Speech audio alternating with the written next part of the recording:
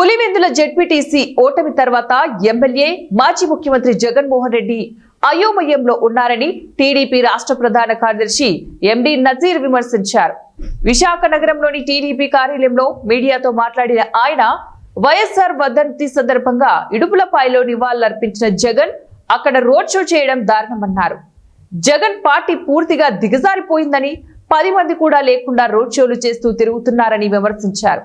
వైసీపీని ప్రజలు ఇప్పటికే తిరస్కరించారని 2029లో వైసీపీ గుర్తుపై ఎవరూ పోటీ చేయడానికి ముందుకు రారని నజీర్ ఎద్దేవా చేశారు. జగన్ ఇప్పటికైనా వాస్తవం గ్రహించి పులివెందులకైనా న్యాయం చేయాలని సూచించారు. మరలా టీడీపీని విమర్శిస్తే రాష్ట్రంలో తిరగనివ్వమని హెచ్చరించారు. ఈ రాష్ట్రంలో ఏ వైపు చూసినా రోడ్లు గాని అభివృద్ధి గాని సంక్షేమం గాని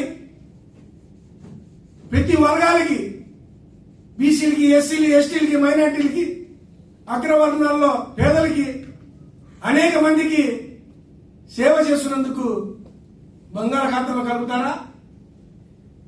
దేనికోసం బంగాళాఖాతంలో? ఆల్రెడీ 2024 ఎలక్షన్లో మిమ్మల్ని బంగాళాఖాతంలో ఈ రాష్ట్ర ప్రజలు కలిపేసిన విషయం మీకు తెలుసా? ఇవాళ మీ దుస్థితి ఎలా ఉందంటే సజ్జల రామకృష్ణారెడ్డి మీ ప్రభుత్వంలో సకల శాఖ మంత్రి జగన్మోహన్ రెడ్డి కంట ప్రతిపక్ష హోదా ఇస్తే ప్రభుత్వం ప్రకటిస్తే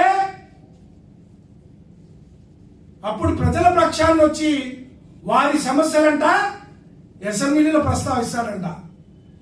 ఏమయ్యా సజ్జల రామకృష్ణారెడ్డి, యాచికుడిలాగా యాచిస్తున్నావేంటివా? యాచికుడిలాగా యాచించడం ఏంటి? అసలు నువ్వు ఒక రాజకీయ పార్టీకి సలహాదారుడేనా? నీకు మినిమం సెన్స్ ఉందా? ఒక రాష్ట్రంలో ప్రతిపక్ష హోదా ఏ విధంగా ఇస్తారు? 1977 opposition leader act, LOP leader of opposition act అనే ఒక చట్టం 1977 నుంచి అమల్లో ఉంది. చట్టం నీ ఇంట్లో నా ఇంట్లో చేసింది కాదు, పార్లమెంట్లో చేసినాయి. చట్టం ఏం చెప్తుంది?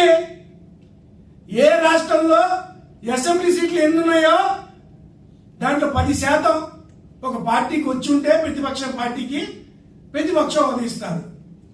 మన రాష్ట్రం ఎన్ని సీట్లు అండి? 175 సీట్లు. ఎన్ని రావాలి? 18 సీట్లు రావాలి. నీకు ఎన్ని వచ్చినాయి? 11 సీట్లు వచ్చినాయి. నువ్వు ప్రతిపక్ష హోదా ఎలా అవుతావు? ప్రతిపక్ష పార్టీ అవుతావు.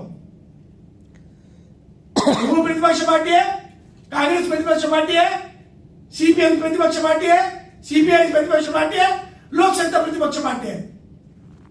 కూటమిలో